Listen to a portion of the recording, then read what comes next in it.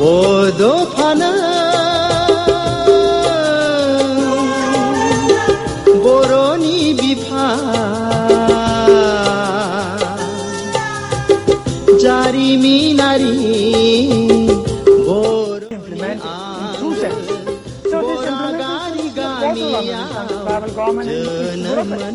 So that is why the solution is the separation, the division of Assam, and creation of separate state of Bordland. दिनै बड'फानि रुंसारि सान आरो बे रुंसारि सानखौ बिथाङा रुंसारि जानाय समनिफ्रायनो जेब्लाबो फालिबोबाय थादों आरो आं क'क्राझाराव दंमोनखाय दिनैहाय बेवहाय आंबो बाहागो लाफैदों आरो बाहागो लाफैनो मोननानै गावखौनो गाव बिथांनिसिम माने गोसोनि सिबिनाय आरो बावनायखौ दा माने गथायनानै आं जोबोद गोजोननाय मोनदों।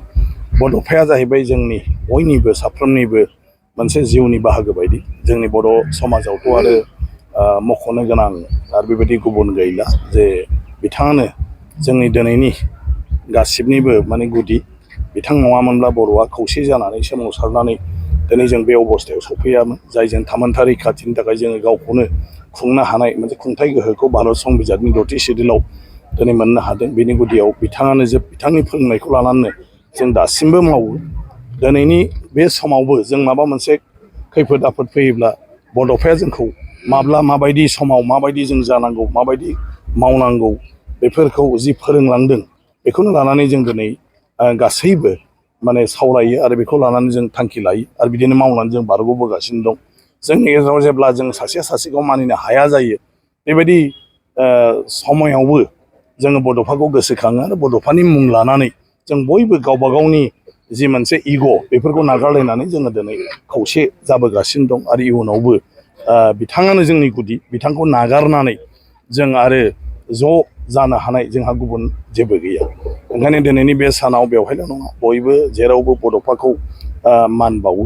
आं मिजिंथिदों जे दिनै जोङो बड'फानि जिथु बाथ्राफोर बेखौ जों अरायबो गोसोआव लाखिनो हायोब्ला जोंनि गेजेराव गावजों गाव गाज्रि मोनलायनाय मालाबा माबा मोनसे बुंलायनाय मालायनाय बेफोरखौबो जोङो एसे साइड खालामनानै जोङो ज' जालायनो हायो आरो ज' जालायनानै जोङो समाजनि थाखाय हारिनि थाखाय जोङो खामानि मावलांनो हायो। गतिके बड'फाया बर'निल' जानानै थायाखिसै दिनै बेखौ आसाम गभर्नमेन्टआ फरायसा सान हिसाबै फालिनायनि गेजेरजों बड'फानि जिउ जारिमिन बिथांनि जिउनि हाबा खामानि बेखौ गोदान जोलैनो गासै माहारिनोनो फोरोंलांनांगौ होननानै बे फरायसा सानखौ गनायथि होदों आरो बेखौ खुंनो लादों।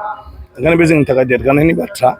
दा दिनै आंनि हास्थायनाया बेल' बड'फानि माने जिउमाया जेरावखि थाया मानो जोंखौ जेन अरायबो नायहरो बोर सारस्रि हरो आरो साननो हायै समावबो जोंखौ जेन साननो हानाय गोहो हरो आरो अरायबो अनलायनाय खौसेथिनि गेजेरजों जाहाथे जोंखौ माने आवगायलांनायाव बिथाङा जों बयनोबो माने गोहो हरो बोर सारस्रि हरो बेखौनो आङो मिजिंथियो। एक्सेलेन्ट एकाडेमि बागानपारायाव 11 थाखोनि मुं थिसननाया सोलिगासिनो दं। गोसो गुदुं फरायसा फरायसुलिफ्रा गुन गोनां सोलोंथाइ मोननो थाखाय एक्सेलेन्ट एकाडेमि बागानपारायाव मुं थिसननो हागोन। बाक्सा जिल्लानि बागानपारा सारियालिनि सानजा फारसे थांनाय लामानि साखाथियाव दं एक्सेलेन्ट एकाडेमि बागानपारा। बे एक्सेलेन्ट एकाडेमि बागानपारायाव नांगौबादि गुन गोनां सोलोंथाइनि राहा दं। थिखानाय आयदा हिसाबै इंराजि आयदाखौ लाथारनांगोन। बेजों लोगोसे एसामिस, बड', हिन्दी, नेपाली, अल्टारनेटिभ इंलिश सायख'नानै लानो हागोन आरो पलिटिकेल साइन्स, इडुकेसन, एडभान्स एसामिस, एडभान्स बड', लजिक एन्ड फिलसफि, इकनमिक्स, जिअ'ग्राफि, एन्थ्रपलजि बायदि आयदाखौ सायख'नानै लानो हागोन। लोगोसे आलादायै बेसेन होनाङै कम्पिउटार क्लास लानो मोनगोन। एक्सेलेन्ट एकाडेमि बागानपारायाव experienced and qualified teachers, best education with adorable fees, education with modern technology. The admission fees would be considered for below poverty line and brilliant students. Hostel facilities for boys and girls by divided.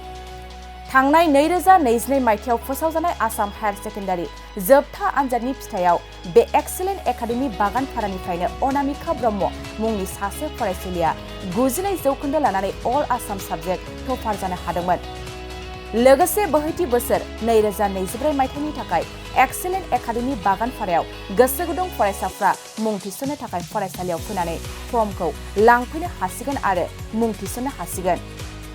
गुवारै मिथिसारनो थाखाय 9954505027 8011 337530 नाम्बारनि गेजेरजों फोनांजाब खालामनो हागोन।